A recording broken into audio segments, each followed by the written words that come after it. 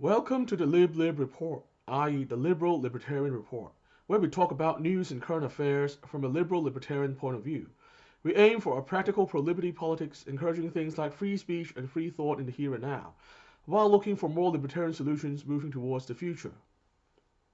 The leak of a U.S. Supreme Court draft opinion suggesting the overturn of Roe v. Wade earlier this month has reignited the long-standing debate between pro-choice libertarians and pro-life libertarians. At the heart of the matter is whether the proper libertarian position regarding abortion should be pro-choice or pro-life. I want to talk about my thoughts on this matter and how this might inform the liberal libertarian orientation in politics in the here and now. Before we start, I have to make it clear that what I'm going to talk about does not directly concern the legal merits of Roe itself or the leaked opinion. It is about pro-life versus pro-choice positions in libertarianism, and the arguments are equally applicable in other situations.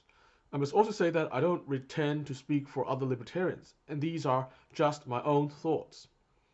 As they say, if there are 10 libertarians in the room, there is likely going to be 10 different positions taken on an issue. And this diversity is certainly something I welcome. Let's start with this story about a friend of mine. She is a religious person, and she certainly believes that abortion is morally equivalent to taking an innocent life. But then, she has never been a fan of getting the government involved in this issue. Given that the most vocal pro-life activists often like to equate abortion with murder, and hence equate legal abortion with the absurd position of legalizing murder, my friend has never been one to voice her opinions in public, because she was worried that they might ask her something like, "So, you think murder should be illegal?" My friend used to think that her views were deeply unpopular until this month, when the heated debate over Roe v. Wade revealed that there were indeed plenty of people who shared her views. Apparently, even among those who believe abortion is morally equivalent to taking an innocent life, they don't necessarily have to equate it with murder, at least legally speaking. To understand this, I think we should step back and take a look at the larger picture. The argument of the staunchest pro-life activists basically goes like this.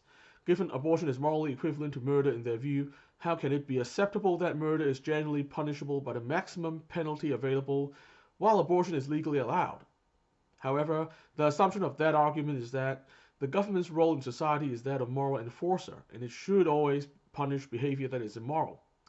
The view is basically rooted in the social contract of the pre-Enlightenment West, where everyone lived by and agreed to moral values that were determined by the authorities, which was generally the church, based on religious tradition and scripture. The problem with this model was that everyone had to agree to be bound by the laws of Christianity in the first place, and also the authority of the church in interpreting the religious law. This was not that much of a problem in pre-Enlightenment times, given that the vast majority of people in Europe were Christians, and they also closely obeyed the decisions of the church hierarchy in matters of faith. The Enlightenment challenged the absolute authority of the church, and this was where things changed. As I like to say, liberalism is basically rooted in freedom of religion. Liberalism represented a new social contract, one that was necessary to maintain the peace in a Western world that no longer universally accepted the supremacy of a unified religious authority. Given that morality was deeply tied to religion, the end of religious agreement would, at least to some extent, also mean the end of moral agreement on many issues. This made the old social contract, where the government was society's enforcer of morality, unacceptable, and indeed oppressive to a significant number of people in society. The horrible religious conflicts in Europe back then demonstrated this point very well. Hence, liberalism arose to give Western society a different social contract, one where the government plays no role in determining and enforcing standards of morality, but instead functions to guarantee that every citizen has an equal right to live life according to their own moral conscience, as long as other citizens' rights to do the same is equally respected. Of course, social change is slow, and this idea, while already long firmly embedded into the legal traditions and institutions of the Western world, is still yet to be fully implemented or to fully supplant pre-Enlightenment cultural views. Hence, even today, both the authoritarian left and the authoritarian right continue to demand that governments legislate for the common good, or react swiftly to moral panics of all kinds, without much regard for the requirements of the liberal social contract. This, I believe, is where a lot of the unnecessary cultural war-style political conflicts come from. Libertarianism is basically a movement to end this state of confusion and move the Enlightenment's ideals forward to their logical conclusion by fully realizing the implementation of the liberal social contract in the Western world. It follows that in a fully libertarianized society with a fully liberal social contract, the government simply can't legislate against something because people find it morally wrong. It can only legislate to ensure the equal standing of parties to the social contract. Murder would still be illegal because it violates the rights of another party to the social contract. Abortion, however, would be different. Countries cannot practically consider fetuses to be citizens with full rights of citizenship. For practical reasons, citizenship can only begin at birth. There is a reason that our documents have our date of birth, not our date of fertilization. Even when abortion was illegal, fetuses were not considered citizens. Therefore, fetuses cannot be considered parties to the social contract.